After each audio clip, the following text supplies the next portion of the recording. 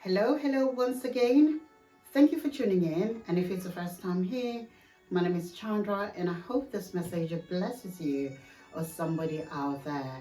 And today's topic is the strategies of the Holy Spirit. Why a lame man was healed at the gate called Beautiful after so many years, or him being crippled for 40 years. The Bible tells us in Act 3:1 that when John and Peter went up together to the temple at the hour of prayer, the ninth hour, which is 3 o'clock in the afternoon, they saw this lame man from birth and they stopped. They prayed for him and they healed him. And the question that people always ask is that why didn't Jesus heal this man? Because the Bible tells us that Jesus walked by him many times, and this was the only way to the temple. And this 40-year-old man was a household name in Jerusalem. He was more like a permanent fixture in Jerusalem, and everybody knew of him. Jesus will walk by this man from Nazareth to Jerusalem to keep the feast, which used to happen 3 times a year. But still, he would walk and pass this man and not heal him.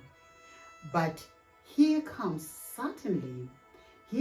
Peter and John, and they come with a healing. But we need to understand one thing, that Jesus wasn't his own man.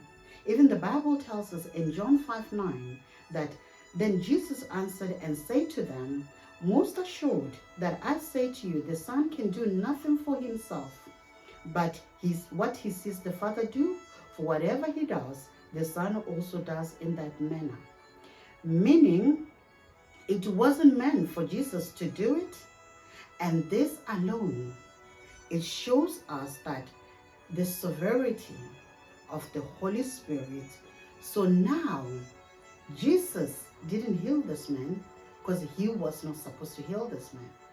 He can only do what the Father tells him to do.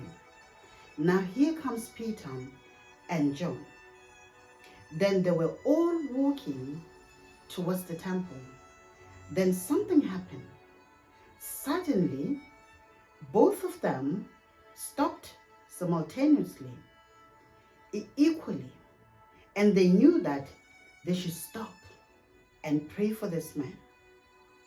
And they didn't care. They didn't care that they'd be late for the meeting.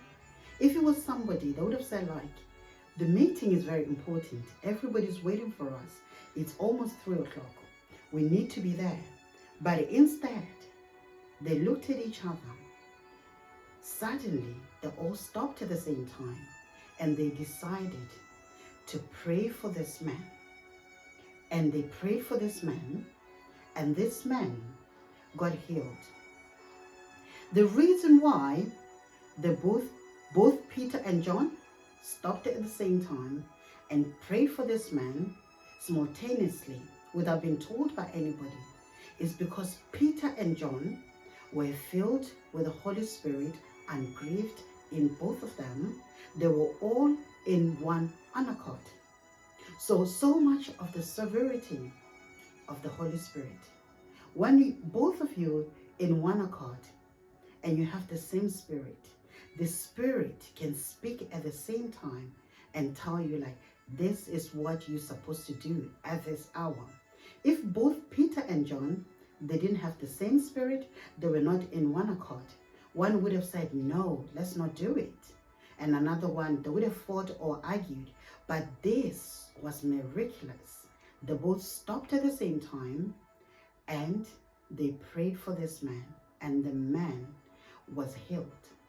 The thing about the Holy Spirit is that the Holy Spirit recognizes, if you have the power of the Holy Spirit in you, it recognizes the power of the Holy Spirit in another and grieved. And this is what happens when we fellowship with one another. And when we are having fellowship with one another, the Holy Spirit can recognize the Holy Spirit in another.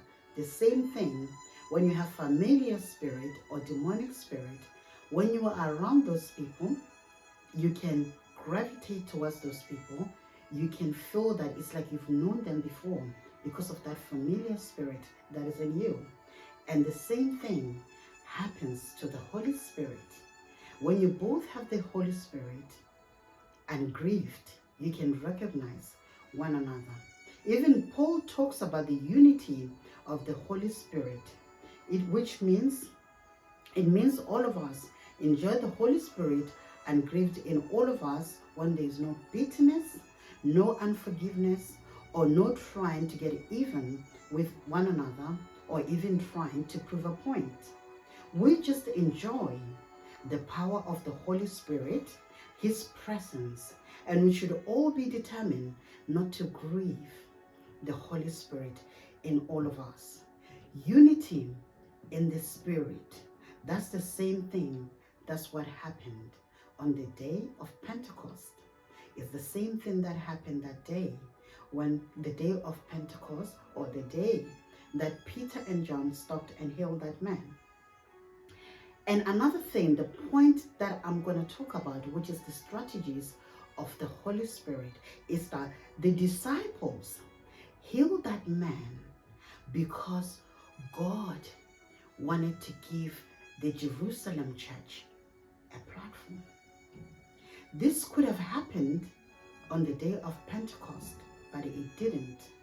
The thing is, most people, they don't know that the Jerusalem church wasn't as large as you may have thought. Even though it says that there were 3,000 people that got converted on that day of Pentecost, if you look through the scriptures, it tells you that these people, they had different languages and they could recognize the languages, and they were coming from nearby countries, from 20 countries. And after the day of Pentecost, they all went to their original places. Many were converted. Even the remnant in Jerusalem were converted too. There may be few hundreds, but not that many. So Jerusalem church was small and they were struggling. They needed help. And God used this as an opportunity to help them grow. It was a small church which was struggling, and you can discover this in the book of James. Jerusalem church needed help, and that day they were heard. There was no social media, there was no YouTube, there was no Facebook, whatever, but the word was going down the street. Everybody was coming to see a crippled man from birth, a 40-year-old man being healed by Peter and John. And everybody was coming to see that miracle, and everybody was shocked. They wanted to see with their own eyes this man that has been crippled from birth, and he was healed. And what Peter and John did, they didn't say, oh, we have power, bring your crippled people. But instead, they strategically preached the gospel of Jesus Christ. And what they did, so he says to them, men of Israel, why do you wonder at this? This is the God of our ancestors, the God of Abraham, Jacob, and Isaac, is the God of our forefathers that did this, and the God that has been with us all this time, glorified in serving Jesus Christ, who you denied and handed over to the chief priest for him to be crucified.